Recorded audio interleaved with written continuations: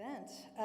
It's a presentation by architect Kim Holden entitled Designing Delivery, an examination of the intersection of design and birth. My name is Vivian Lee, for those of you that don't know me. I was director of the MArch program, but currently on sabbatical and assistant professor of architecture here at the Daniels faculty. Before we get started, I would like to acknowledge this land on which the University of Toronto operates. For thousands of years, it has been the traditional land of the Huron-Wendat, the Seneca, and the Mississaugas of the Credit. Today, this meeting place is still home to many Indigenous people from across Turtle Island, and we are grateful to have the opportunity to work on this land. As many of you may know, the name of the avenue on which our faculty sits, Spadina, comes from the Anishinaabe word Ishpadina, which means a place on a hill. This site was also part of an important trail for several First Nations. As an institution committed to promoting truth and reconciliation, we note this history and we wish to honor these connections as we move forward collectively.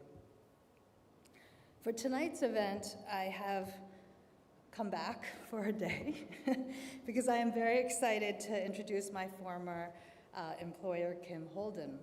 I met Kim when I was a SHOP employee. For those of you that don't know, SHOP is an architecture firm in New York City, Sharpless, Holden, and Pasquarelli.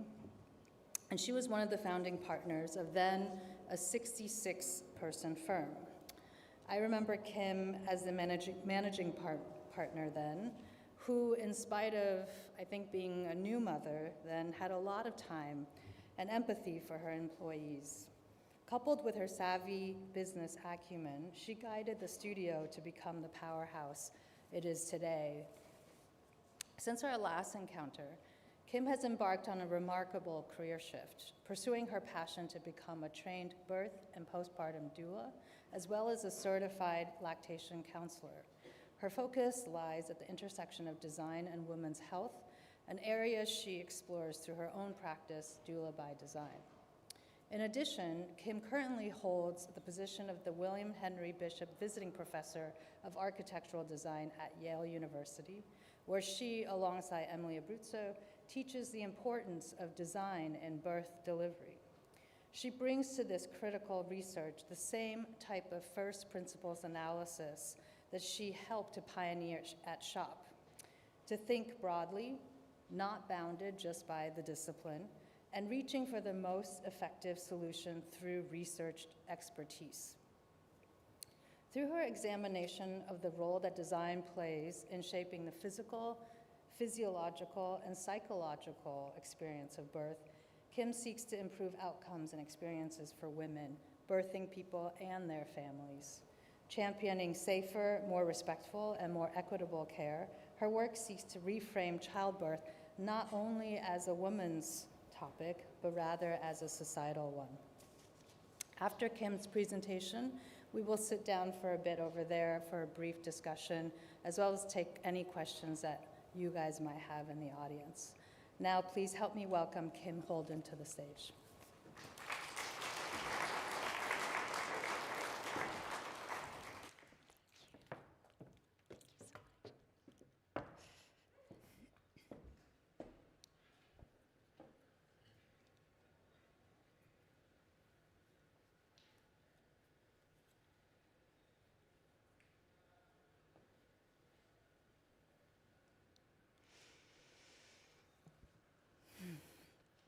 Hi, everybody. Thanks so much for being here. Thank you, Vivian, for that introduction. So nice to see you again after all this time.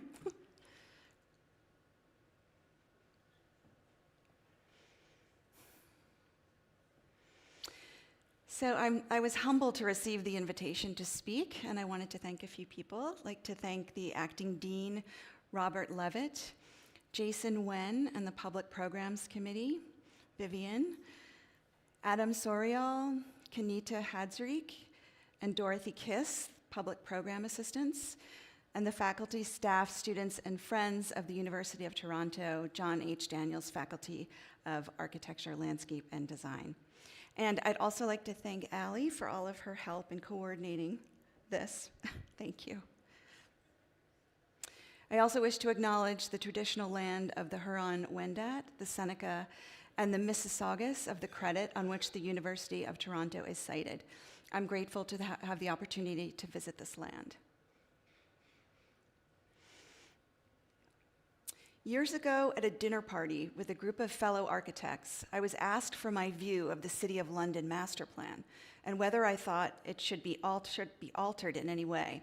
My reply was that, in those days, I was primarily concerned with one room only, the first room we enter when we come into this world. I will never forget the pitiful glance my answer received, or my companion's farewell words at the end of the evening. I look forward to hearing more about your work when you grow up.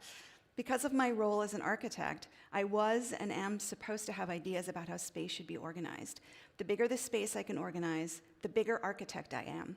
Therefore, it seemed to my dinner companion that there was no point in concentrating on one room, particularly on such an obvious one, a room whose layout had already been set up and seemed to work quite effectively all over the world.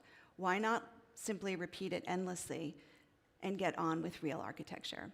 That was Bianca Lepori, an Italian architect. Design for the women giving birth, not the staff.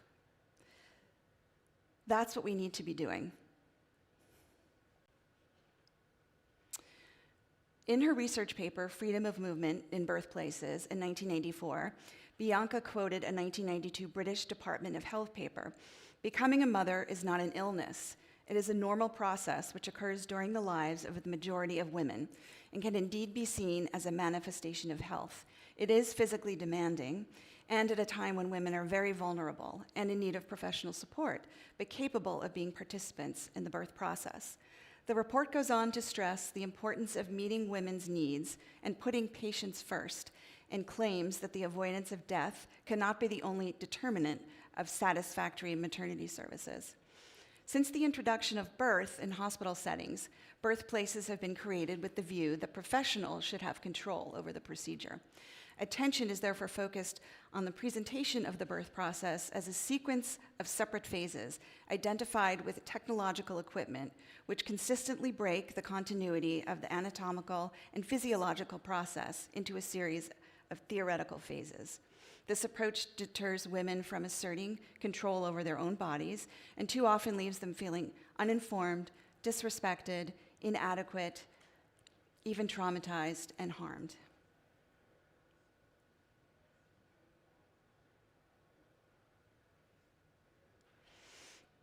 So what role does environment play in these experiences, disparities, outcomes, and in mortality? Whenever people hear that I left my 250-plus person firm to become a doula, I usually get two questions. What is a doula, and why did you do that? So I'd like to start by sharing a little bit about how I got here. So I grew up in a family of mostly girls and women, yet I knew very little about birth. I remember learning that a female fetus is born with all of the eggs she will ever have in her lifetime. So when my grandmother was carrying my mother inside her womb, I was a tiny egg inside. I grew up in New England and moved to New York City to attend architecture school at Columbia. And in 1996, I started SHOP with 4 classmates from GSAP. The acronym SHOP stands for the last names of the five founding principals, Sharpless, Holden, and Pasquarelli.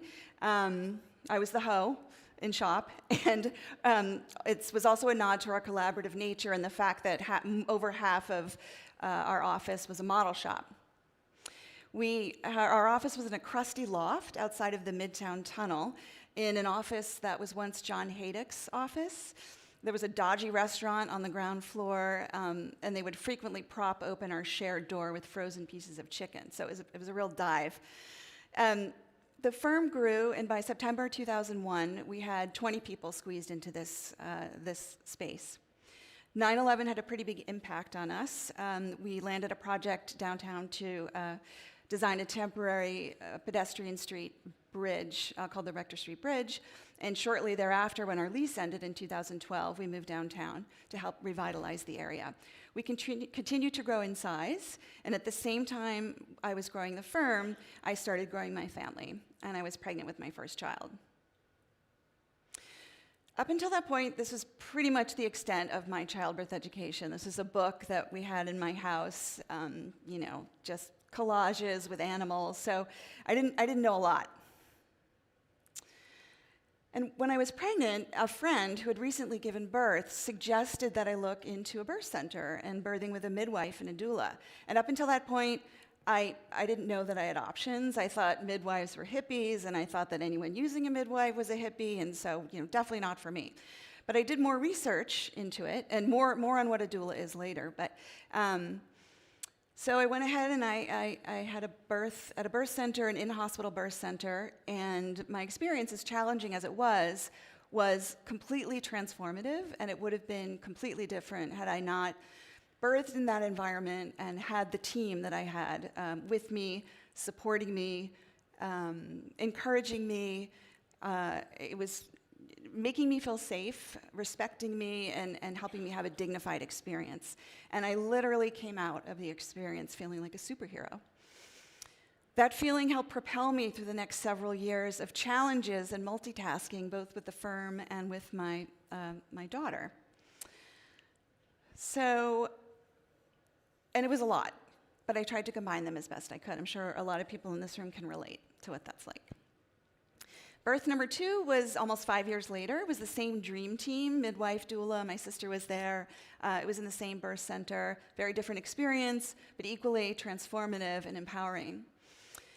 Shortly thereafter came the 2008 recessions, first layoffs, for our first layoffs ever, all of the things.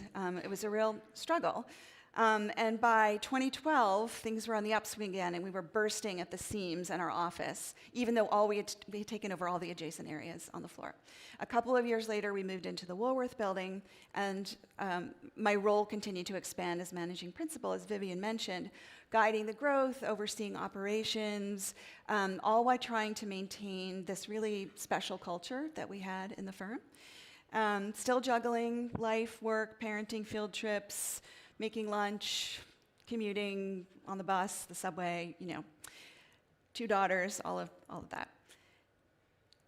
So shortly thereafter, the demographic in our office was changing. People were having families, and I was seeing the struggles that people in the office were having to balance things, and struggling with family leave, paid family leave, health insurance. People were struggling with infertility and how to get that covered. So it was not just happening for me, it was happening for my staff. And so I was constantly trying to figure out ways of helping them figure it out. At the same time, I learned about what's called the gender health gap. And there's a book, Invisible Women, that came out recently. The writer, Caroline Criado Perez, states in her book that healthcare has been systematically discriminating against women, leaving them chronically misunderstood, mistreated, and misdiagnosed. That was evident in many experiences of my own experience, from driving in a car to waiting in lengthy lines in women's restrooms. And the gender health gap goes way back to ancient Greece. Over the years, women have been accused of hysteria and punished for medical conditions beyond their control, not believed, and were long banned from studying medicine. So in short, I became more politically aware and active. Things were happening.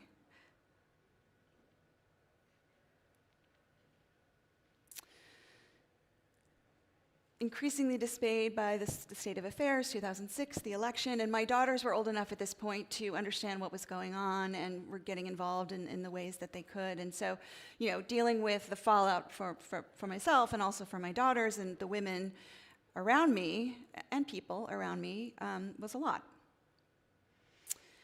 So I'm sure that many people in this room, many women, have heard terms like failing to conceive, inhospitable womb, poor maternal effort, incompetent cervix, hostile uterus, failure to progress.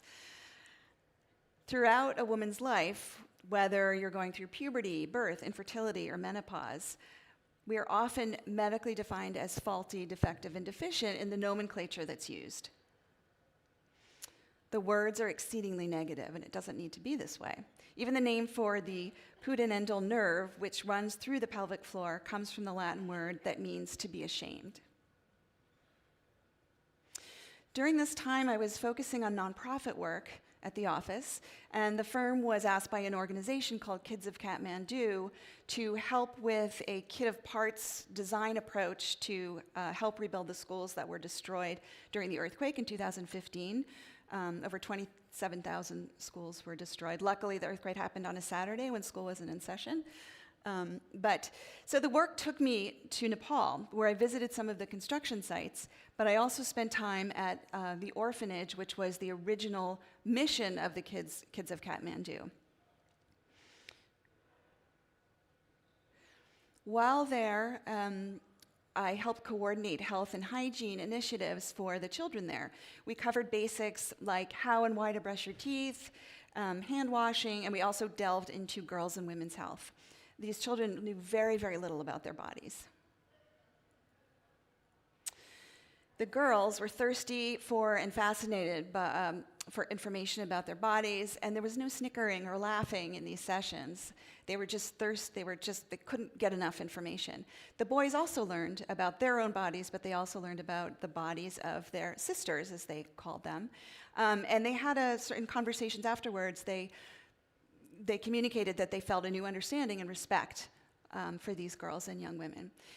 It was during this experience that I saw firsthand the immediate positive impact that I could have, or that someone could have. And I didn't realize it at the time, but this experience was really instrumental in my career shift.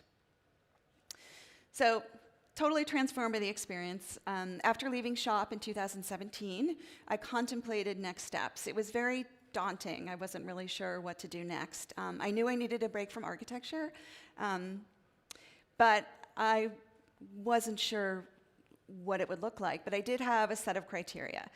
One was that I really wanted to advocate for and empower women and girls.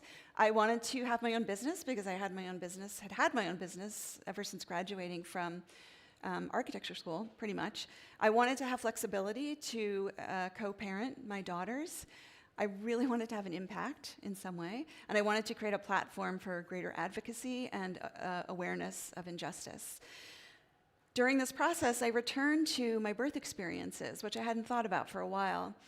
And after both, I had briefly considered switching careers to midwifery. I thought, I think I'm in the wrong profession. But both times I sort of got a grip, and I attributed those thoughts to the postpartum delirium. And so the midwifery ship had sailed. But then I thought, what about a doula? I saw an opportunity to combine my passion for birth and design, maybe, and investigate that at different scales, at the scale of medical instruments, the scale of the body, the scale of the room where birth is happening, and at the scale of the facility. So what is a doula? A doula is a trained professional with intimate knowledge of the birth process who provides continuous physical, non-medical, emotional, and informational support before, during, and after childbirth. Through advocacy and knowledge, the goal is to help the birthing person and their partner have a healthy outcome and a positive, dignified experience. The origins of doulas can be traced back to ancient Greece, where women supported each other during childbirth. These women provided emotional support, guidance, and comfort to laboring women, ensuring a safe and positive birth experience. This tradition of women supporting women during childbirth continued through history in different forms. In many cultures, midwives took on this supportive role, while in others, the mother, grandmother, or other female family members provided this type of care. However, with the rise of modern medicine and hospital births, this focus shifted from emotional support to medical interventions. This led to a decline in doulas and other forms of emotional support during childbirth. It was in the 1970s that doulas began to emerge as we know them today. Women and families started recognizing the importance of emotional support during childbirth, and the doula movement was born. My goal was somehow to combine the worlds of birth work and architecture. I had no idea how I was going to do it, but I forged ahead, and I felt that I was going to be able to figure it out. So So doulas work through the entire perinatal period. So that's it can even be before, trying to conceive, pregnancy, labor, birth, and the postpartum period. A lot of what doulas do, a lot of what I do is education and knowledge, and empowering the birthing person to be able to speak up for themselves, to have the knowledge to make decisions for herself, their self, and just be able to navigate really dodgy situations that often arise in hospitals where birth is typically very medicalized. And your birth experience, whether it's positive or negative or somewhere in between, will stay with you forever. So, my goal is to make it as positive as possible, and that positive doesn't necessarily mean you have the dream birth that you wanted to have, doesn't mean a vaginal versus a cesarean birth, but means that you felt that you were treated with respect and that you had a dignified birth and you felt safe and supported throughout the process. People who work with doulas tend to have greater satisfaction with childbirth. They have less postpartum depression, increased self-esteem. There's a reduction in cesarean births, reduction in use of pain medication, and in labor augmentation, such as Pitocin, which is a synthetic hormone of oxytocin. So I obtained my certification, and I parallel tracked that with setting up my business. I read everything I could get my hands on. I talked to everybody I could talk to about birth and midwifery and doula care, and then I hung up my shingle and I got to work. Many of my first clients were architects and colleagues, and I'm grateful to my first clients who really believed in me and took a chance on me, because in the beginning I kind of didn't know what I was doing, but I went with my gut. Because even if you just sit with someone while they're laboring and they know that they're there, and they know that you're supporting them, they're going to have a better outcome. Over time, my practice and work has evolved into investigations of the intersection of birth and design and the impact that environment has on experiences, outcomes, disparities, and mortality. My research and this talk are works in progress. My goal is awareness, because without awareness, we will not be able to affect change. State of maternal affairs. So each second, approximately 4.3 births occur in the world. Some births bring happiness, others bring sadness. Many are wanted, many are unwanted. Many babies are born into poverty, some into wealth. And whatever the circumstances, those giving birth know and feel its importance. Those who observe birth, whether they are an obstetrician, a midwife, a partner, a friend, a family member, or a stranger, know they've been part of a process that ensures our species' continuing existence, and it exemplifies human essence. Maternal mortality is far worse in the United States than in most other industrialized nations. Maternal death is defined by the World Health Organization as the death of a woman while pregnant or within 42 days of the end of pregnancy, irrespective of the duration and the site of pregnancy, from any cause related to or aggravated by pregnancy or its management, but not from accidental or incidental causes. Maternal mortality has acute and long-term consequences on the mother's family, leaving her relatives to grow up in a single-parent home, or orphaned, which leads to cyclical poverty. Each maternal death leads to psychological and economical burdens for the remaining family and her community. In the United States, Black women are 3 times more likely to die from a pregnancy-related cause than white women. These disparities are often due to variation in quality health care, underlying chronic conditions, structural racism, and implicit bias. Such was the case with, you may remember, Serena Williams with her first baby. She almost died the day after giving birth to her daughter when the hospital staff dismissed her concerns that she was suffering from pulmonary embolism. Reducing Black maternal mortality involves a multi-tiered approach involving the patient, provider, and public health policy. Black pregnant patients should be educated about optimizing their comorbidities prior to pregnancy and understand that pregnancy complications can translate to future cardiovascular health risks.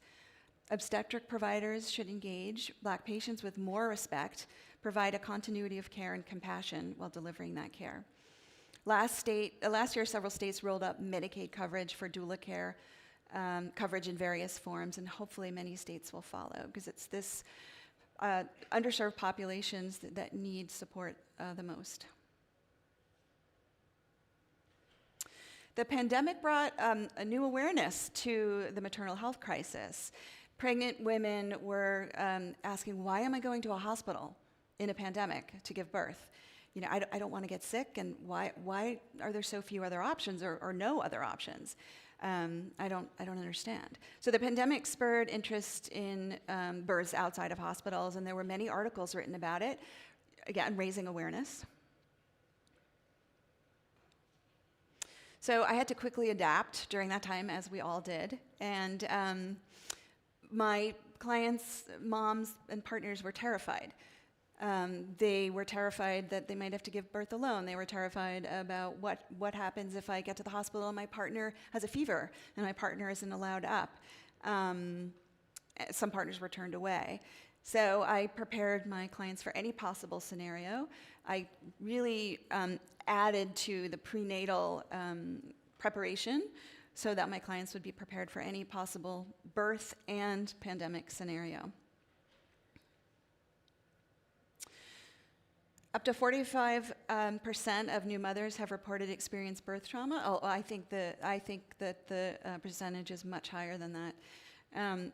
Birth trauma is any physical or emotional distress that you may experience during or after childbirth. And to be clear, many women go into their childbirth experience having already experienced trauma, which is just exacerbated, potentially, by the childbirth. During the birth, you may feel afraid, helpless, or unsupported by those around you. You may be frightened by your environment, your surroundings. After the birth, you may feel guilty or numb due to the events beyond your control. If you've had a healthy baby, you think, well, I should be thrilled, I should be happy, I don't have any business being, complaining about my experience. And you might be ashamed of your feelings or feel fearful of being judged. So you bury your emotions. But those, like I said, those are going to stay with you forever. So that's something to think about when you're contemplating birth. COVID made trauma worse. I had one client whose husband was not allowed up. I was not allowed to be there. Doulas were not allowed to in those early months. Her husband showed signs of COVID in the lobby. He was not allowed up. She went up by herself, had an epidural, so she was in bed, unable to move. She couldn't reach the button for the nurse, and the thing she remembers the most is just extreme thirst and not being able to get in touch with anybody. She had been forgotten about, and that came back when she was pregnant with her second child. So things that may seem somewhat insignificant, not like a big deal, actually you can hold on to. So she had to work through those feelings prior to her the second birth. So how did we get here? Depictions of birth in art give us a little bit of a roadmap. There are remarkably few representations of women giving birth in art. There are after the birth with the baby, some with pregnancy, but there's little art that tackles this transformative experience and all of its complexity and sacredness and logistics. In an excellent article on the art of birth by Carmen Winant writes, quote, that there are some bodily experiences that overwhelm language, and we would expect that where language provides inadequate, art will do its duty and step in. Yet Winant goes on to ask, quote, where are the images of the birthing process? She wonders whether the fact that the physical action is distinctly lacking from the folios of art history is because labor is too grotesque, too much of a women's issue, not romantic enough. The image there is from 1580, and it shows a woman birthing with her 4 midwives, and the men in the background reading the astrological charts. What is notable to me here is that the bed is not in the foreground, it's in the background, and the woman is upright and being heavily supported and tended to. Here's some other images from historical art. In all of them, the birthing person is upright. And in the middle image, which is a Gothic painting from Austria, 4 midwives, upright, and then on the right-hand side, an engraving, again, no bed in sight. Here we have on the left, the woman is using gravity. She's leaning on a stick or a pole. So this is sort of like the precursor to the yoga ball or the birth ball. Leaning on the stick to help her sway and to move. And again, being supported by 2 women. On the right, it's a depiction of a Mayan birth, which I love. There's multi-generational, there's food, it feels very sacred. The image on the left is Olympia giving birth to Alexander the Great. So she's using a sheet to bear down on. She is upright, she's leaning forward and being tended to. I love the image on the right. It's a 12th century Japanese artwork depicting a circle of women singing, dancing. The birthing person is birthing upright. There's eating. It looks like there's some partying going on. There's kind of like a guy on the outside of the gate, maybe a bouncer, which is also important for birth. You don't want anyone in the room who you don't feel comfortable with. That can slow things down. So this depicts it's from 1661. It depicts Queen Marie Therese, the Spanish wife of King Louis XIV of France, in labor. As soon as the queen's contractions began in her quiet palace rooms where she had been confined for days, they began to fill up with people, princesses, dukes, countesses, all the people. The birth of a royal baby was considered so important that it needed witnesses. Queens often labored before great audiences of people, a factor that only increased their fear and misery during childbirth. In this case, the crutch of courtiers was there to assure that a living baby was not substituted for a dead child and that a royal baby girl was not switched for a desired boy. But just think for a second what that would be like, right, to be on full display during this event. So for much of history, midwives attended to, as we've seen in these images, attended to women in labor at their homes and were responsible for the safe delivery of babies. Sometimes in the case of emergency or delayed labor, they sought the help of barber surgeons and their instruments. Most commonly, training for midwives involved apprenticeships with few options for formal training at schools. However, access to advanced knowledge at medical universities were denied for centuries. The shift in gender dynamics in OBGYN history mainly revolved around access to medical education. So the image on the left, you see, it's a very different feeling. It's a very different dynamic than the images that we saw previously.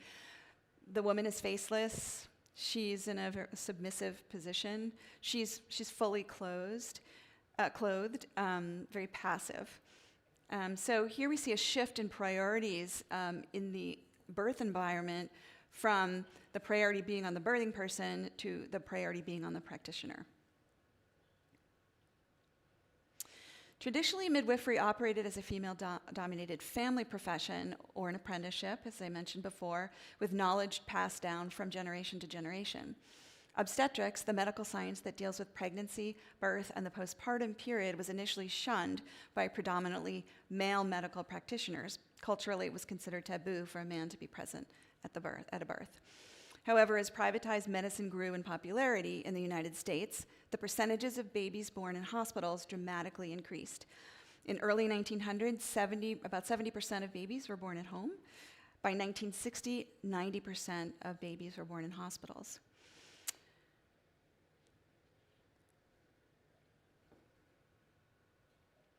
Granny midwives were well-respected Black women from the South who provided care to poor and rural women during pregnancy and labor at a time when hospitals were not accessible to them. They were family counselors, breastfeeding consultants, postpartum doulas, nutritionists, and advocates. By the 1950s, due to state restrictions and racism, almost all lay midwives, including granny midwives, were systematically pushed out of practice or ousted. This led to most babies in all communities by the 60s being born in the hospital under the care of an obstetrician. Midwives often face competition and exclusion from their practice by physicians who sought to exclude them from the profession. There was a movie that was made by the Georgia Department of Public Health called All My Babies, a midwife's own story, which follows a black midwife, Mary Frances Hill Coley, who has delivered over 3,000 babies, utilizing the tools and training of the mostly white medical establishment to care for her most at-risk patients. Coley demonstrated how a well-trained lay midwife could deliver healthy babies, even in the poorest conditions, while acting as an intermediary between patients, nurses, physicians, and members of the local community. This film was used to promote cooperation between black midwives, who delivered most of their babies for black and white mothers in the South, and modern health doctors. Hospitals became increasingly attractive sites for a painless birth, with medical innovations such as twilight sleep, which combine morphine and scopolamine to sedate women during delivery. So with that combination, you feel the pain, but you don't remember it afterwards. So there are accounts of women writhing in pain, screaming in pain, tethered to the bed, no one attending to them. They felt the pain, but they could not remember it.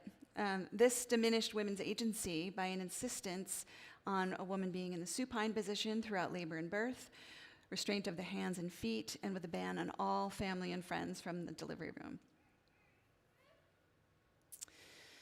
Midwives and OBs play similar and important roles in ensuring a healthy pregnancy and delivery. Midwives tend to normalize birth more and provide a more holistic approach to care, while OBGYNs tend to view birth as a condition to be managed. OBs have a broader sense of practice, and that includes managing high-risk pregnancies, and they are trained as surgeons. Around the rest of the world, in many parts of the world, midwives are utilized as the main provider in low-risk pregnancies. It's only when there's a high-risk pregnancy or there is a complication that an OB is called in. The UK is known for having half of its birth delivered by midwives, while countries like Sweden, Denmark, and France have numbers as high as 75% midwifery delivered births. In the US, midwives deliver under 7% of births. So if you think back to the chart that I showed earlier, there's a connection there. So the model of care in these other countries that use the midwifery model of care is that if you are low risk, you work with a midwife. If you're high risk, you work with an OB. Within these countries that tend to utilize midwives first, they also have very low mortality rates for both mother and baby.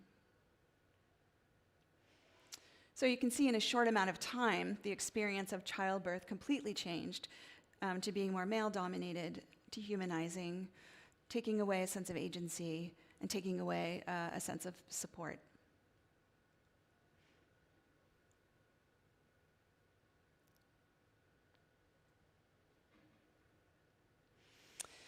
Depictions of birth in media, TV, and movies were and continue to be very unrealistic. So it's either a soft focus lens or messages that you get from these images are you birth on your back, do what the doctor says, be submissive. Birth is something to be very scared of. Birth is very risky. Dramatic, painful, something to be afraid of. And some of the kind of logistics of birth, such as, when the water breaks in the movies, you see the woman instantly go into labor and she rushes to the hospital. That's rarely the way it happens, but that's the way it's depicted on TV. So it's also promoting misinformation. And when I say this, birth can be risky. Birth can be painful. And we have tools to help in those situations.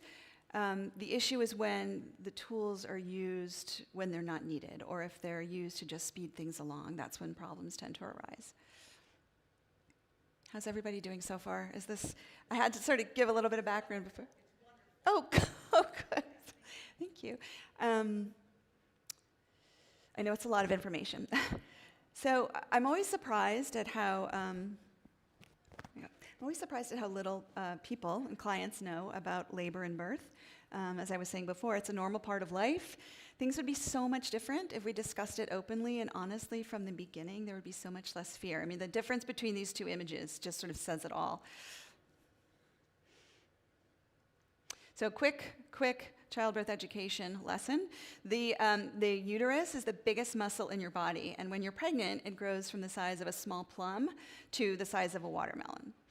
When you're in labor, that muscle is contracting, and the contractions are caused by hormones, mostly the hormone called oxytocin, which is also the love hormone. More on that in a bit.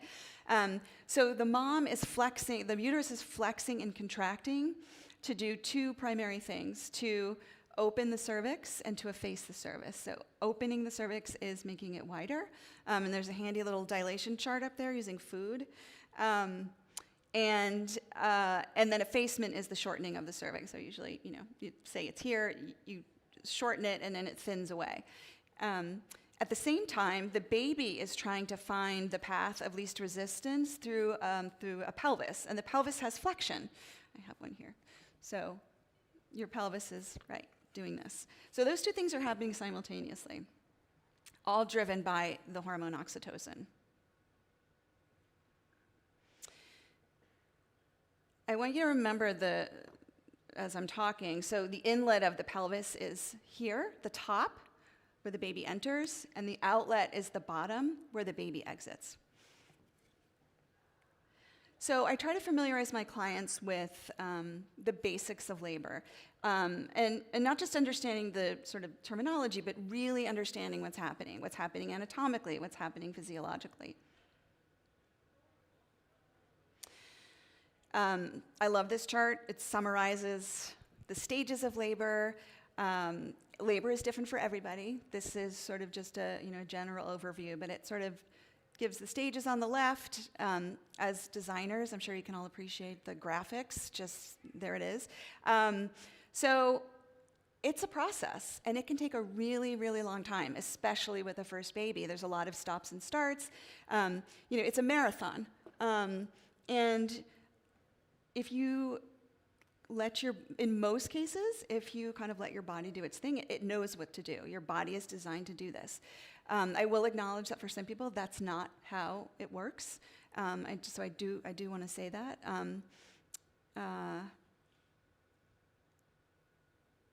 So the other thing to keep in mind is the fetal stations of labor. So it's the vertical position of the baby in the pelvis.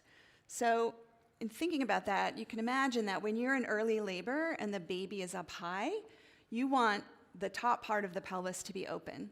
As the baby is descending and starting to crown and come out, you want the bottom of the pelvis to be more open. In addition, this is the sacrum, which is the lower part of your spine. You want to have flexion there. And so if you're lying on a bed, there's nowhere for it to go.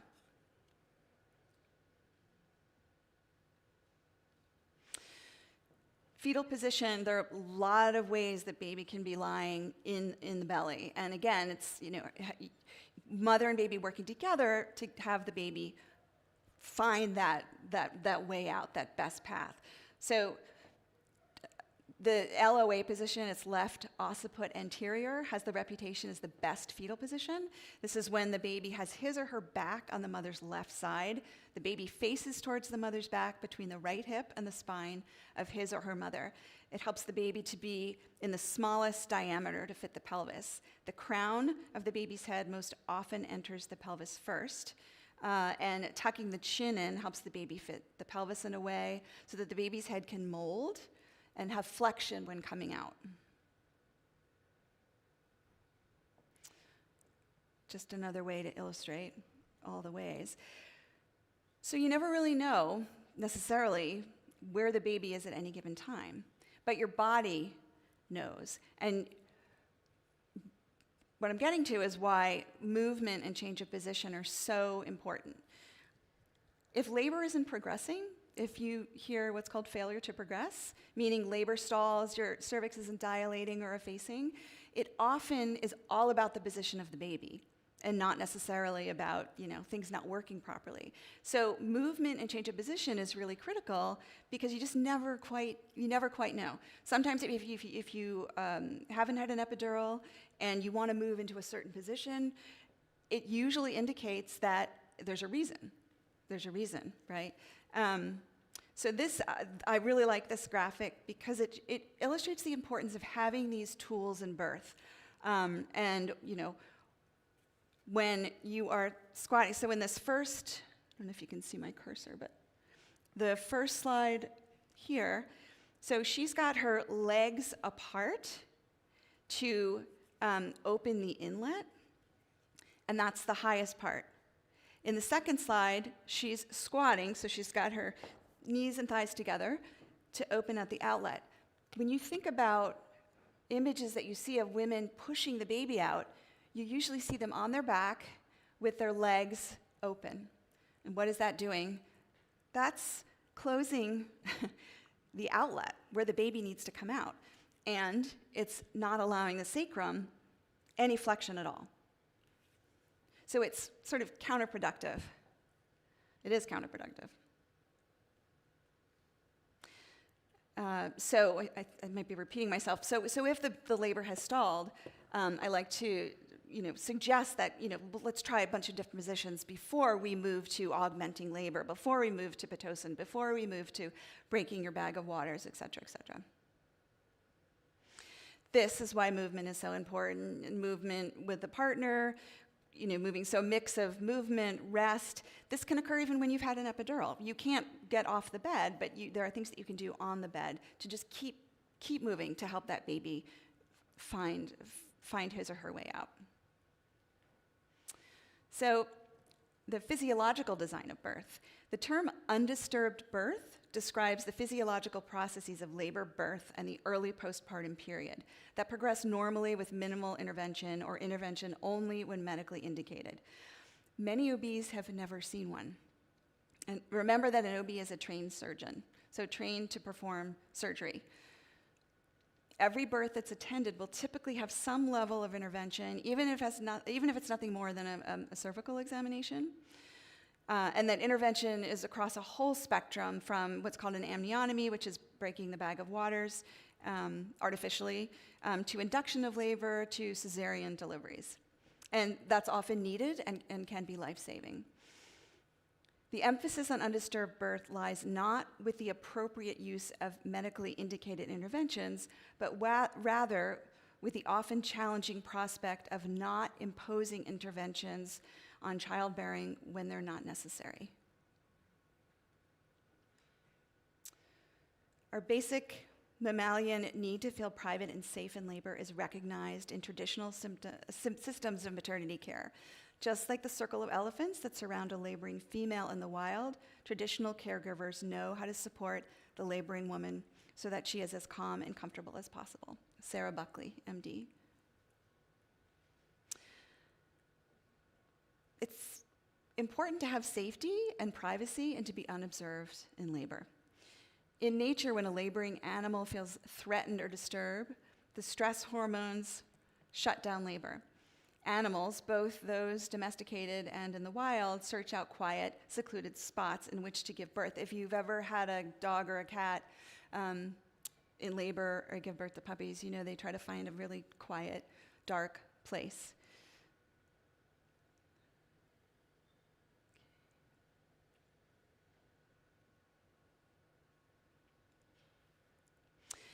So a good way to relate to this is your experience going to the bathroom when people are banging on the door. My daughter called this being poop shy. So really, when you're going to be less likely to go if this is happening. So it's the same idea in birth.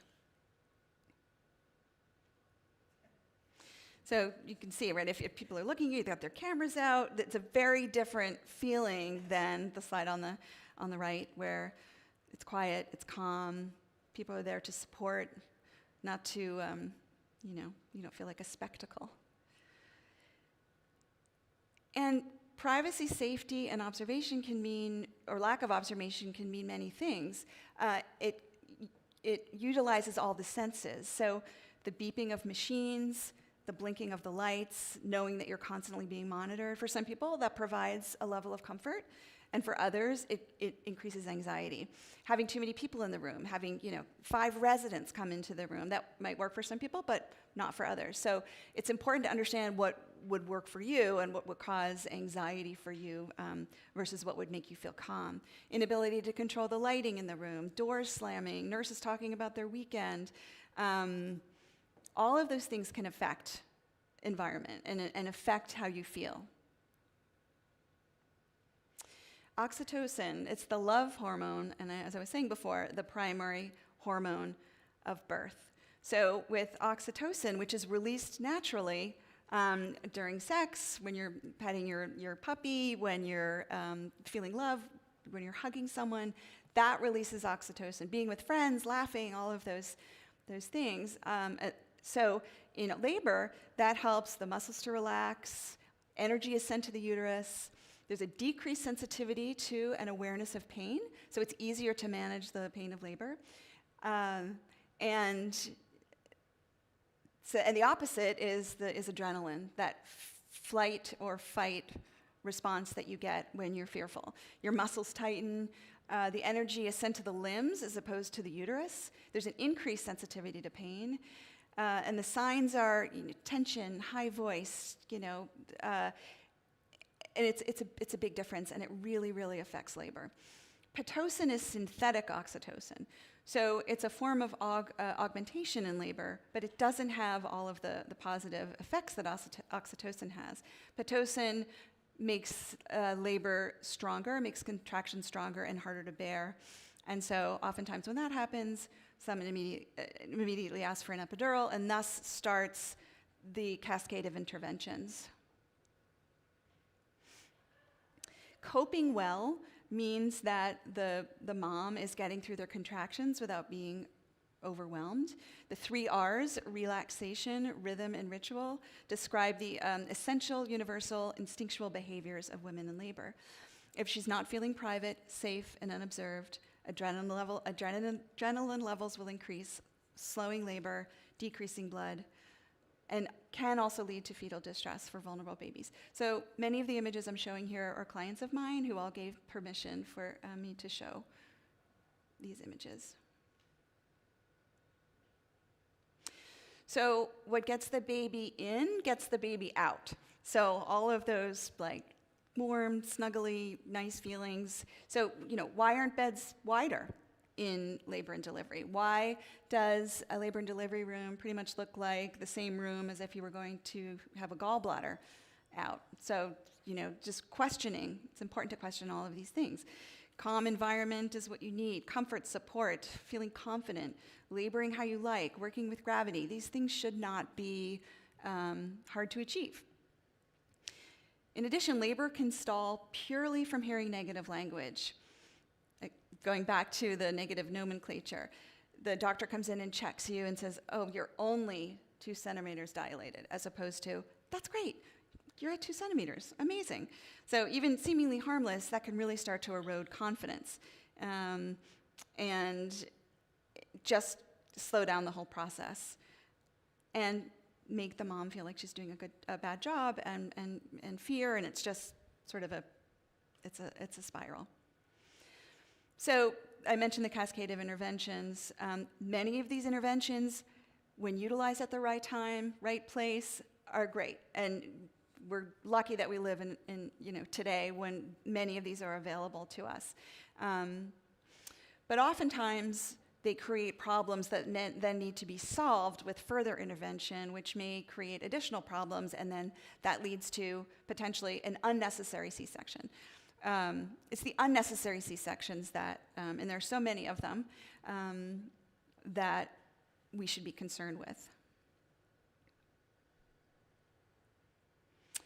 So a sort of classic example of a cascade of interventions is something that I've seen time and time again, and I try to help my clients avoid, and that is you're laboring at home really well. You're feeling good, contractions are regular, feeling like you want to go to the hospital, you may be home you're with your dog, you're watching Netflix, you can eat and drink as you like to, you can rest, you can take a bath or a shower, you can go for a walk, and you get to the hospital, and you go to triage, and they say, you're 2 centimeters, 3 centimeters dilated, or whatever it is, but your labor is stopped. What? Why is your labor stopped? Well, we're going to bring you to another room, to labor delivery. We're going to check you in Nurse comes back 15, 30 minutes later. You're just getting acclimated. You're unpacking your bag. You're trying to kind of figure it out. She says, your labor's still stalled. I think we need to augment that. I think we should start Pitocin. So you're in a new place. You're feeling anxious because you're in the hospital. You're excited. You haven't gotten settled in your new environment yet, and already you're feeling sort of pressure to make these decisions. So what I try to do with my clients and what doulas do is help prepare for this. In a hospital, oftentimes everything can seem very rushed. It can seem like an emergency. And during birth, if it's an emergency, you're going to know. But most of the time it's not, and most of the time you can hit the pause button and you can discuss your options. You can discuss your options with your provider, with your partner, with your doula. But winging it is definitely not a birth plan. And by doing this, it will help you feel more respected, and help you to have a more empowered birth.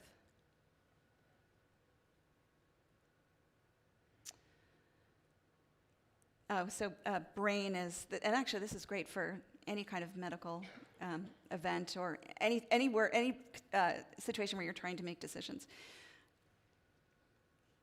So when you're confronted with a decision, use brain. So ask your provider, what are the benefits? What are the risks? What are the alternatives? What is your instinct saying? What if we do nothing? And how long do we have to wait? Because in birth, you're going to be confronted with lots and lots of different decisions that you can't anticipate. And it will help you speed down that slow speeding train. So what is the optimal birth environment? Michael Odent, who is a French obstetrician, he's still alive, he's 93 years old, he's a childbirth specialist as well, said, if we consider mammals in general, it is an advantage for the survival of the species that labor cannot establish itself as long as the female feels threatened. So she is ready to fight or run away from a predator if necessary. Warmth, safety, privacy, quiet, darkness. These 5 elements help the birthing person feel relaxed and secure, which creates the optimal birth environment. Feeling calm and supported allows the body to release oxytocin, which reduces pain and helps with labor progression. The birth environment and the care provider that you choose deeply influence how you're going to be cared for throughout your pregnancy and labor, and impact how likely you are to have medical interventions during your birth. And this is something that I tell my clients, it's the most important decision. Choosing your care provider and your place of birth is probably the most important decision you're going to make in your pregnancy. Feeling comfortable in your birth environment is the key to having a positive and confident birth. Being able to move freely and change positions is key for reasons that we just went over. Feeling supported by your team. And again, privacy, feeling safe, and being unobserved. And it's different for everybody, right? So for some people, contemplating a home birth strikes terror in them. For other people, the last thing they want to do is go to a hospital. But it's really about knowing you, knowing your partner, and making sure that you're in alignment with your care provider. Here's just a quick flow chart that shows the differences of the different options for people who aren't familiar. A hospital labor and delivery wing is, there are restrictions on epidurals, so can't have one in a birth center. The idea is that if you're giving birth in a birth center, because of the support you're receiving, because of the environment, you're going to be less likely to ask for an epidural or need an epidural. Another thing that is significant is this continuity of care. At home, everything's happening in the same environment. You're not constantly switching environments. You're laboring there, you're giving birth there, you're having your postpartum period there. In a freestanding birth center, you may be laboring at home, then you go to the birth center, and pretty much everything happens in one room, and then you go home. In a hospital birth center can be some of that, and then some of a hospital. But in a hospital, you move through a lot of different spaces. You go through the lobby, and then you go to triage, and then you go to a labor and delivery room. And then if you've had a healthy delivery, then you go to a postpartum room, which you may be sharing with someone else. Or if you have a C-section, you're then moved to the OR, and then you're moved to recovery, and then moved to postpartum. So every change in environment can create anxiety.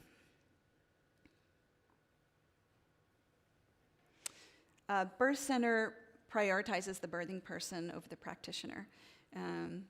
And people are becoming more aware of this model of care and what the benefits are. The problem is finding one. And this option is really only open to people who have low-risk pregnancies. Labor is long, and there's a lot of moving around and schlepping. It's often on and hospitals are often on a timeline to get people in and out, which was worse during COVID. Reinforcing that environment is not just the room that you're in. It encompasses all of these different things. What kind of music you like to listen to. Do you want to watch, Wheel of Fortune while you're in labor?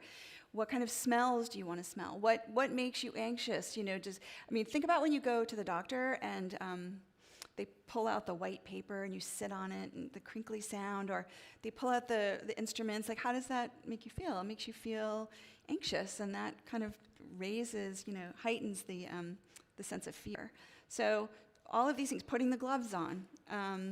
So when you think about the environment that you want to be in, you want to consider all of these things. And remember, you're not a sick patient. You should think of yourself as a client of the hospital, not a patient.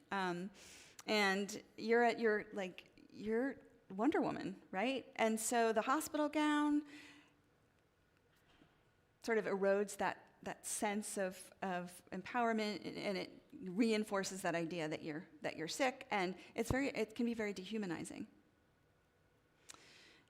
This is Emily, who my colleague, friend, co-teacher, doula client, and this is her looking like a goddess during labor, but utilizing, wearing her own clothes, and utilizing the bed to help her with change of position. You can see on the other side, there are a lot of different things that you could be doing, but again, in a hospital room, the bed is really the central focus of the room, and it really shouldn't be.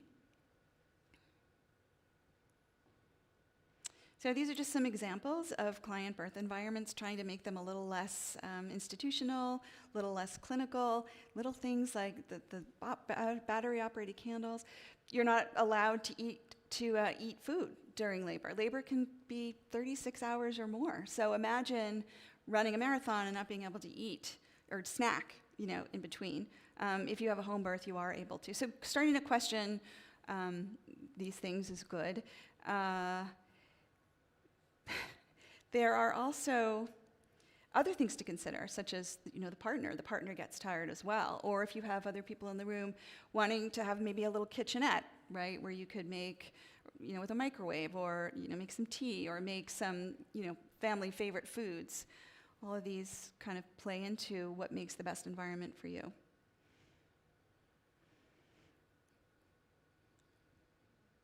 So more utilizing the bed. Hospital rooms are often cramped, especially in New York City. And there's a lot of crap that you bring with you. There's the birth ball, the peanut ball, there's the baby's bag, the partner's bag, your bag. Maybe you want to bring your pillow with you. There's usually not a place to put your clothes. This birth was in a hospital birth center with a midwife, and she just used the bed however she wanted, and she did not have an epidural. She just did what her body told her to do, which was get on all fours, and that's how she birthed her baby. I've witnessed births where the mom wants to be on her side or not on her back, and the OB comes in and forces her to go on her back.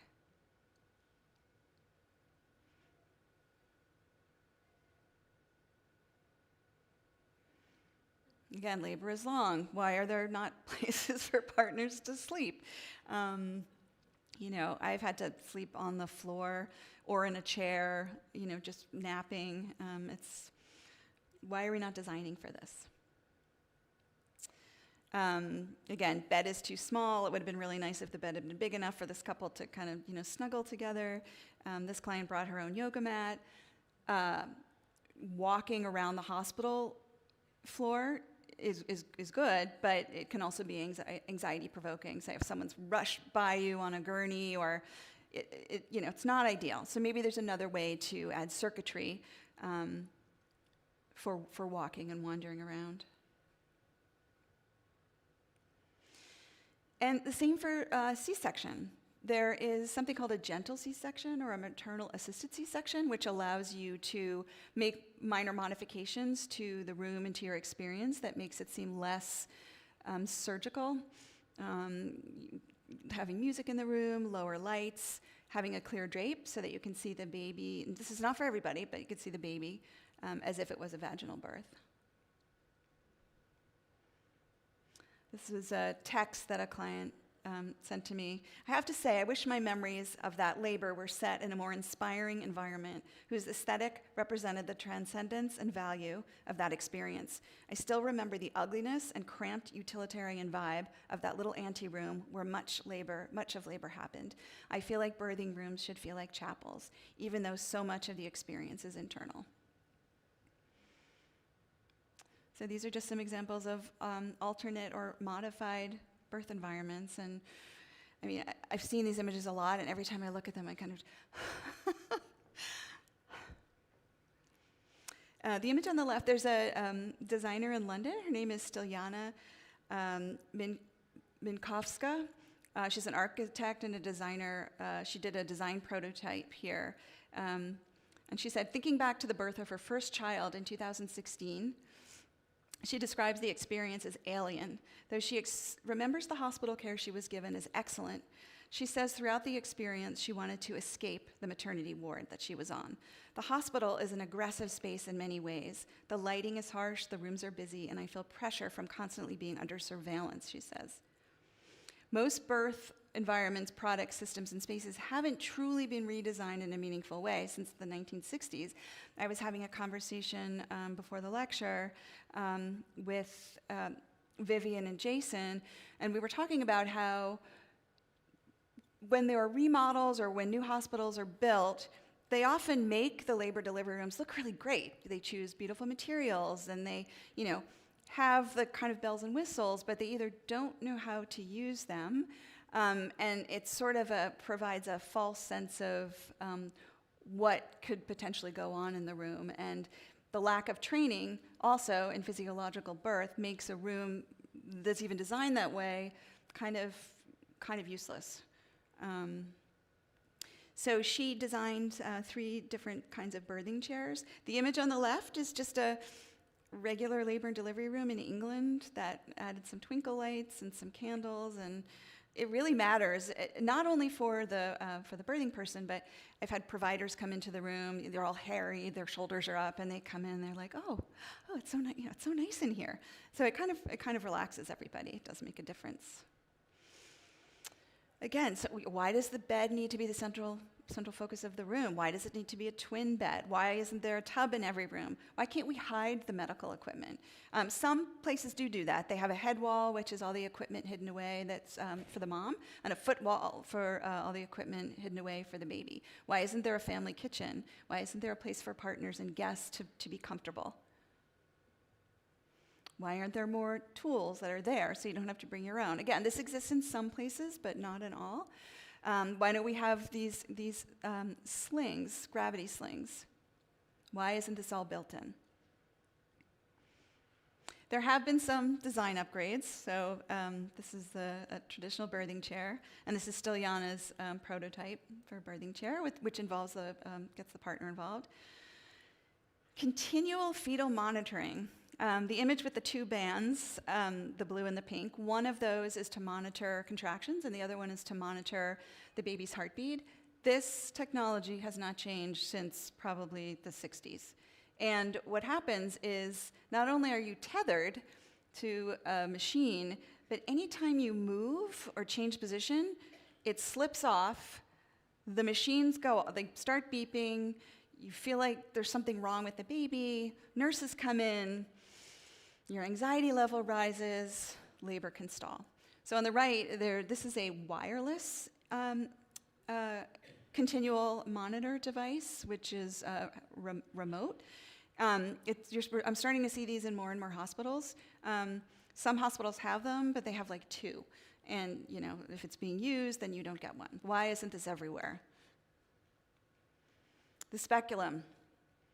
So, medieval torture device. It looks like it, it sounds like it feels like it. There have been some strides in trying to come up with a better way of designing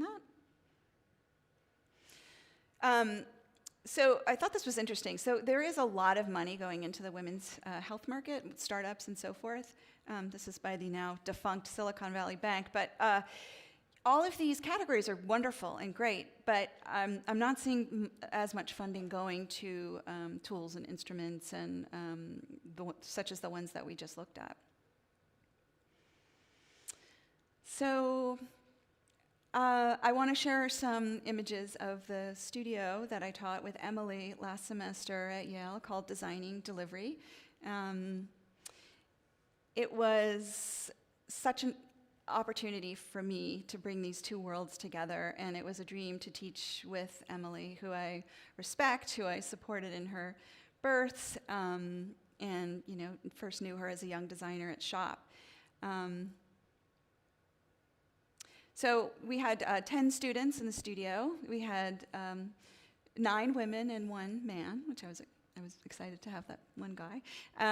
And so we spent the first couple of 2 to 3 weeks of the semester learning about birth, learning about labor, learning about all of the things that we just talked about, but doing a much deeper dive, because it was essential to do that before we launched into the design project, which was to redesign a birth center model of care. And the students had they had a very wide range. They had 5 sites in and around New Haven, and part of the assignment was to come up with a program and to visualize what this would be like.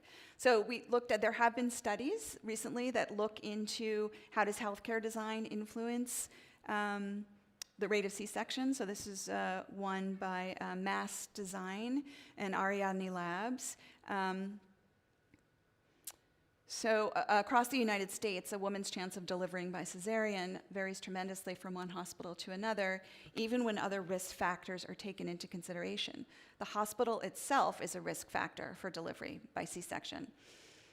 Both clinicians and architects appreciate the relationship between form and function. Nonetheless, many healthcare facilities are not designed with both of these in mind. Even though mothers in labor are typically some of the healthiest patients in a hospital setting, they are often treated in intense treatment environments designed for the sickest. Disturbances such as shifting to an unfamiliar environment can slow or stop labor, as I spoke about earlier. So they did an extensive study, and they sent surveys out to many hospitals. So the upshot of this is one of the upshots is the farther away the nursing station is from the birthing person's labor and delivery room, the higher the rate of C-sections is, and the larger the hospital, the higher the rate. There are a lot more nuances, but my time is limited. I don't want to go over. So, this was from 2020. It's called the Delivering More Toolkit project. This is also Mass Design with maternal and newborn health.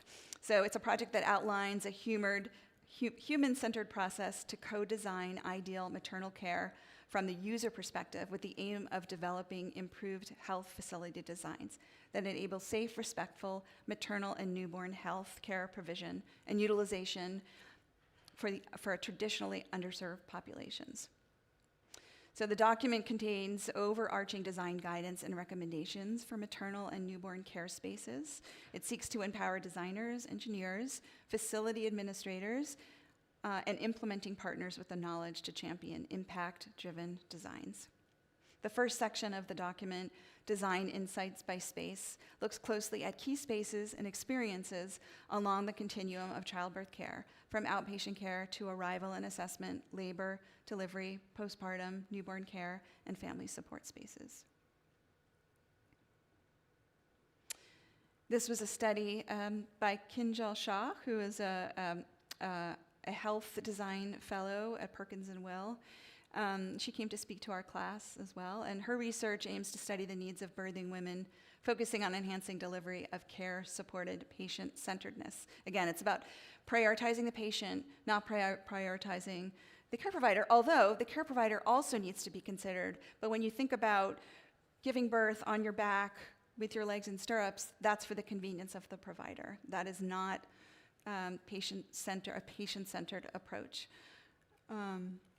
So her study resulted in the creation of a design checklist for any women's department planning and design in a hospital healthcare setting. The findings of the study will also help the community to improve their maternal health system and avoid preventable deaths and complications for mothers.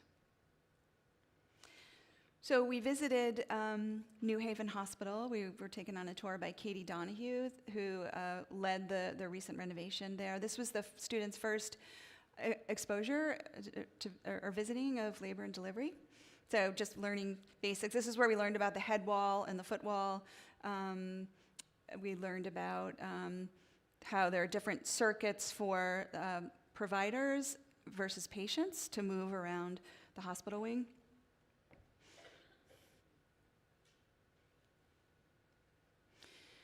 And during our travel week, we took a trip to the Pacific Northwest, where there are many more options for birth center environments.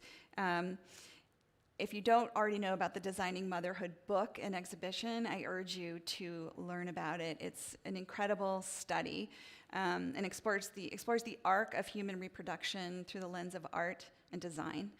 The exhibition and book demonstrate the evolution of rights and societal norms pertaining to contraception, pregnancy, birth, and postpartum over the last 150 years, highlighting that birth and the material culture that surrounds it impacts every living person.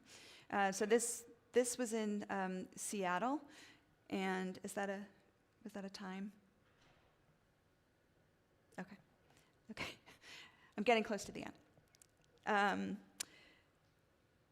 So this was incredible for the students to learn. They saw everything from the history of OBGYN instruments to baby carriers, IUDs.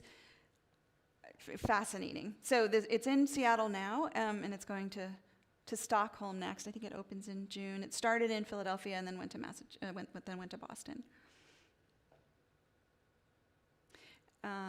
And we traveled. Emily had, at the time, a 5-month-old and a 3-year-old, so that was all part of the experience on our trip.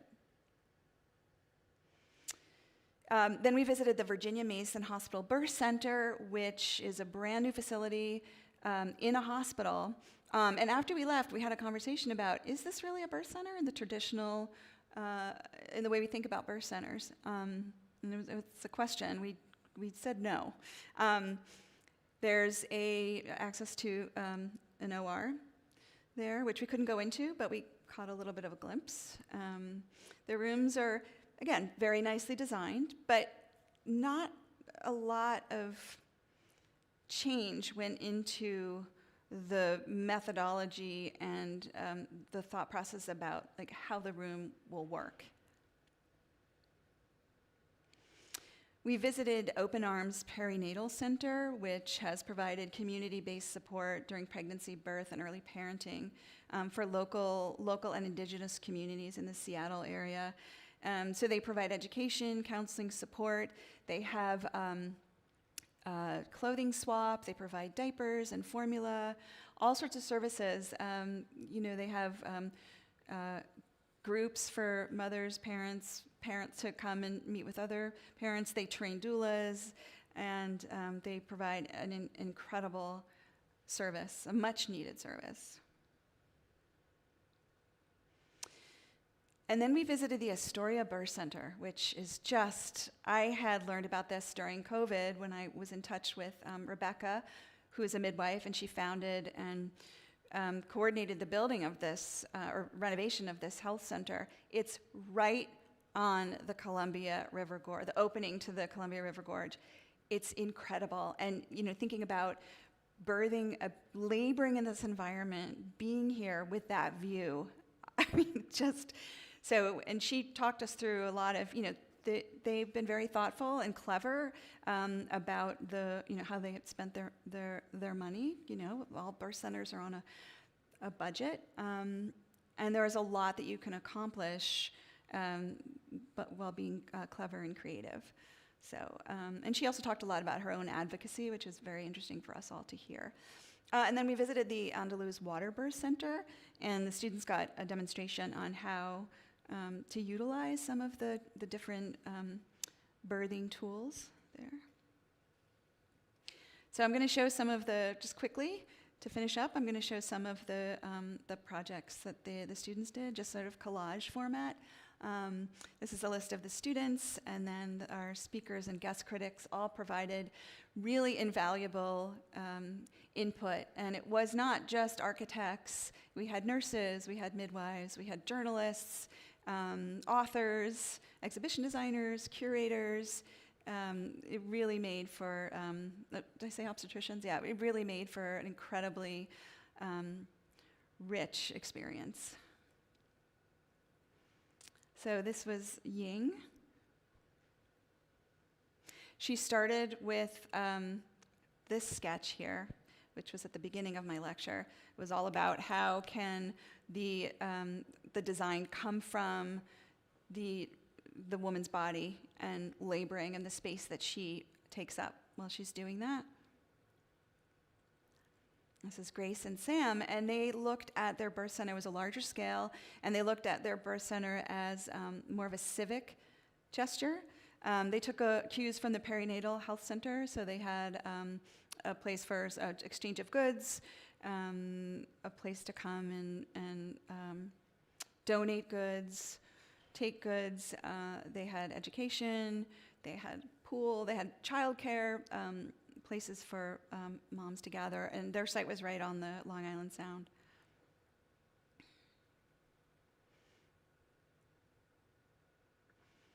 And then we had Amelia, who had extensive conversations with her own mother and her own mother's ambivalence about her pregnancy and the challenges that she had,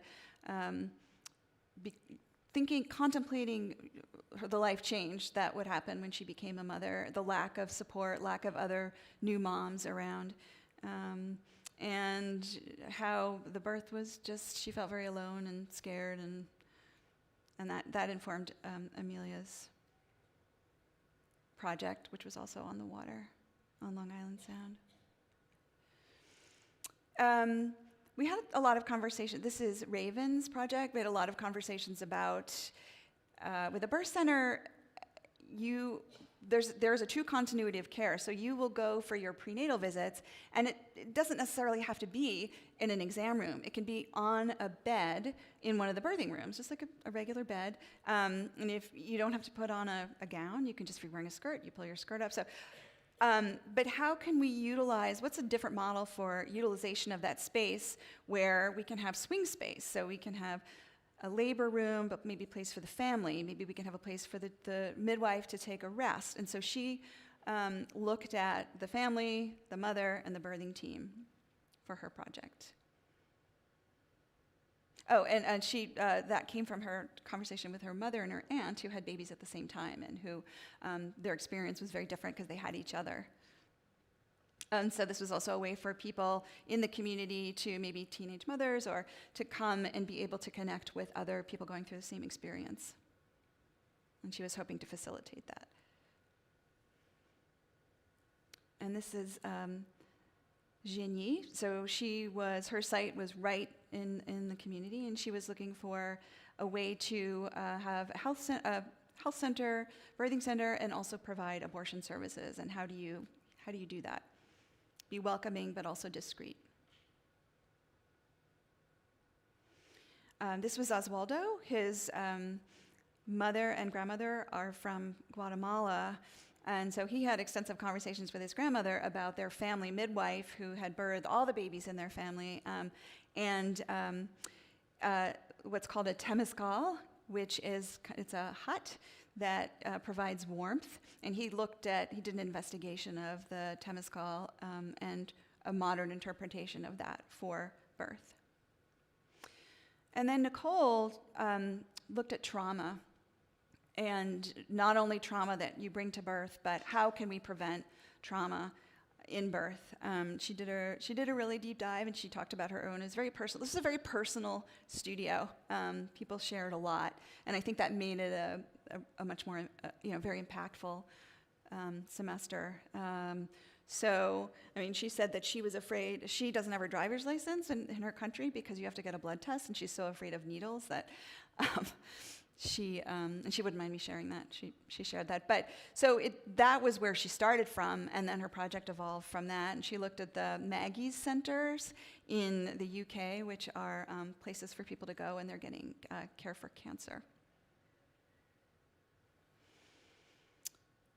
And then we had Pobby and Katie, who took a totally different scale and took a huge site by, I don't know if you know New Haven, it's kind of near where IKEA is, right off of Route 95, and did a midwifery school. They did a child care center. They did wellness center for families, birth center, surgical area in their project.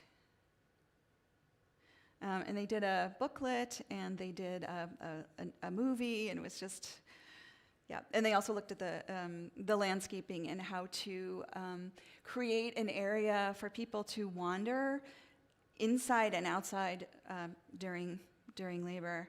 I know that when I was in labor, the birth center was near Central Park, and my doula encouraged me to walk over there, and we did. And I think that helped.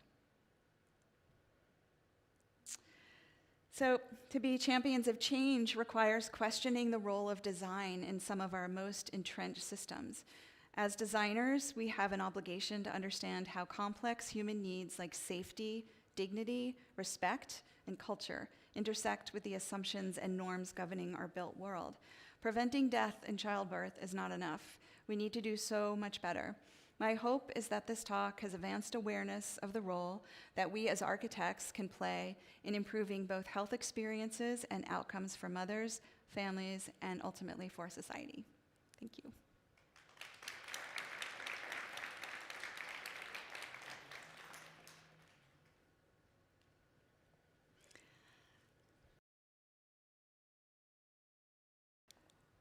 Now we're going to have a...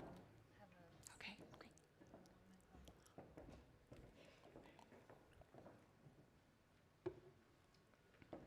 So I do have a question for Kim. Thank you so much for that talk. But I have the luxury of having dinner with you too. and I want to open this up right away to the audience to see if there are pressing questions from the audience, since we are a little bit long on time. Yes. A mic will be coming to you shortly. Hello? Hi. I just want to first of all say that I loved your presentation. I learned a lot today, more than what I expected to know. And I just wanted to ask you about, because I'm actually from Kathmandu, Nepal, so your observation about it, like birthing and the entire process being more covered up in Nepal, and I think as well as like other countries, because I didn't learn anything about the birthing process.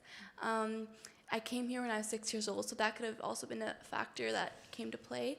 But I feel like even here, like I feel like this presentation was a large amount of what I know about birth, but I feel like in other countries, it's less spoken about and less talked about, and less, it's less of an open community and awareness. So like what do you think would be like possible ways to like combat that, maybe in like education or like within families too? It's a good question. I mean, I think starting young and just being open and talking about it, in the same way, we talk about our elbow, talk about other parts of our body. I do know that, I have colleagues who are working in other countries to try to promote awareness, and so I'd be curious to see kind of what they're discovering in other places. But, in Scandinavian countries, children learn about sex ed, for lack of a better word, in childbirth just early on, and it's no big deal, like that one slide, right? I think it's about education, and it's about starting early, and it's about not making it a taboo topic. I mean, we were all born, right? That's how we all got here. So, how do we break that stigma? And because it's fascinating, once you really start learning about it, it's like, wow, and I think it would give girls more appreciation for their body, and then men more appreciation for that, boys, girl, or however you identify. And I know I went back and forth between women, mothers, and birthing people. I want to be inclusive, but yeah. So it's not just learning about yourself, but it's about learning about the other genders, and I think everyone would benefit from it. Thank you for your question. Thank you. I mean, maybe related to your question, I had one at the other end of the spectrum, which also maybe ties back to what SHOP is known for. I mean, I remember SHOP being kind of a David and a Goliath story, where there are these calcified New York City zoning codes. For example, there's a certain level of status quo and bureaucracy, and this is just how things done, much like a lot of the images that you're showing about hospitals. And this moment of a very nimble small firm that kind of wove through that and came up with a logic and a way to kind of, it was such an amazing kind of nimble way to set precedent and open up and make awareness and be activist all at the same time. And so I maybe wanted you to draw from that memory and how you might project forward for this line of work. That's such a good question. I do spend a lot of time trying to decipher the system and why the system is the way that it is. It's when I say the system, why is birth so medicalized? What are the barriers to change? What's the role of insurance companies? Profitability plays a huge role. It's a lot. You can charge a lot more for a C-section than you can for, an unmedicated physiological birth. And then another thing to consider, which is major, is that the obstacles to building birth centers are huge. The requirements that, and this is a whole other lecture, and it was part of it, and I had to cut it. But, the regulations are so onerous for people who want to open birth centers that it's prohibitive. So, for instance, talking about zoning, in New York, the zoning, the building code guidelines for a birth room are basically the same as an OR, which makes absolutely no sense. There's no logic to it.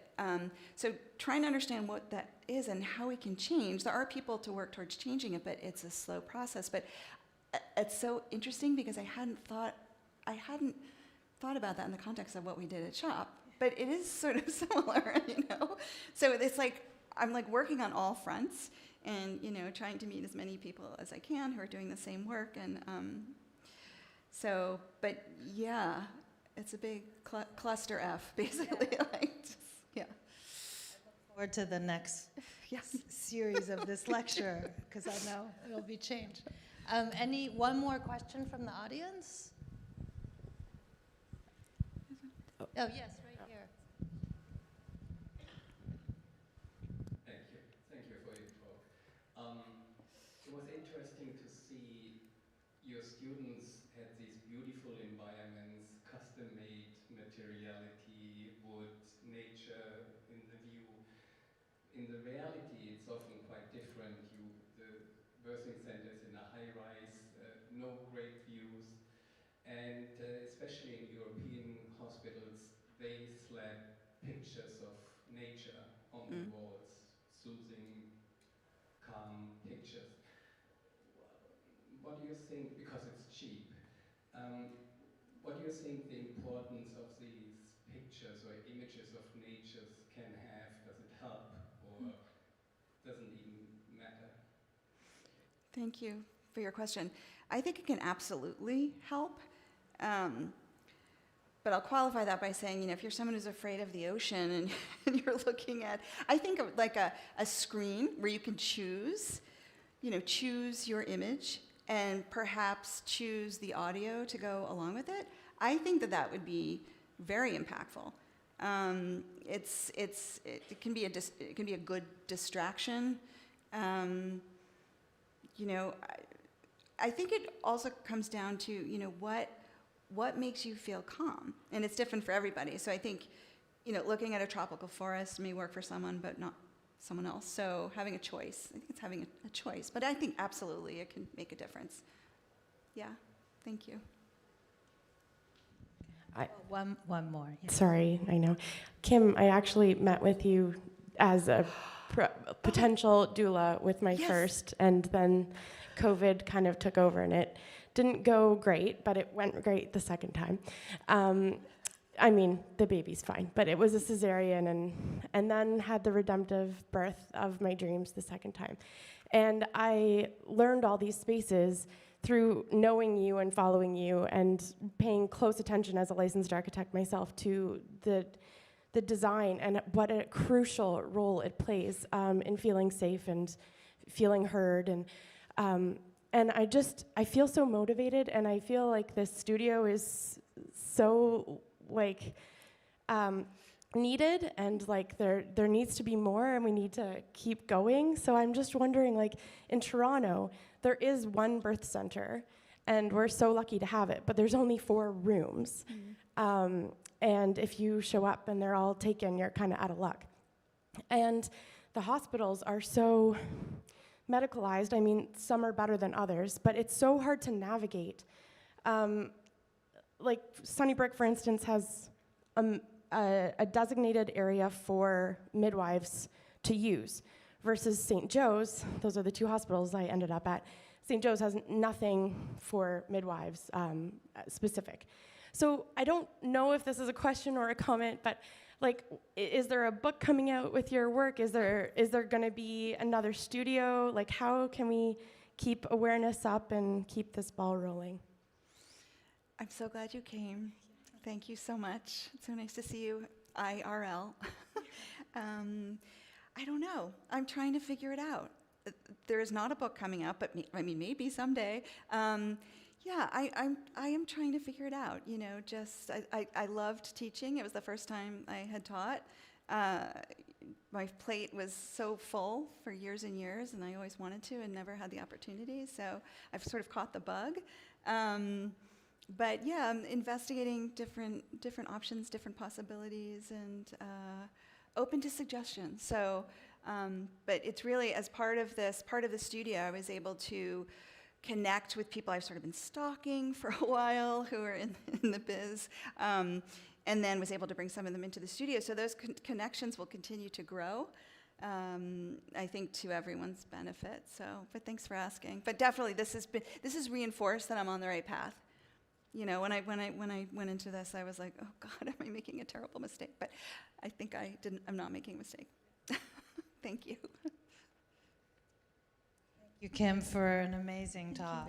I was really blown away. Thank you so much. Thank you. Thank you, everybody, for coming. Appreciate it. As we wrap up, I just have a quick thank you for all of you for coming out this evening.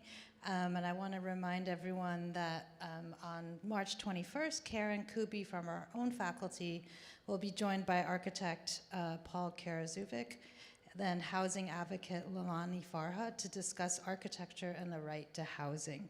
And this is generously supported by the Irving Grossman Fund in Affordable Housing. So please remember that date, March 21st.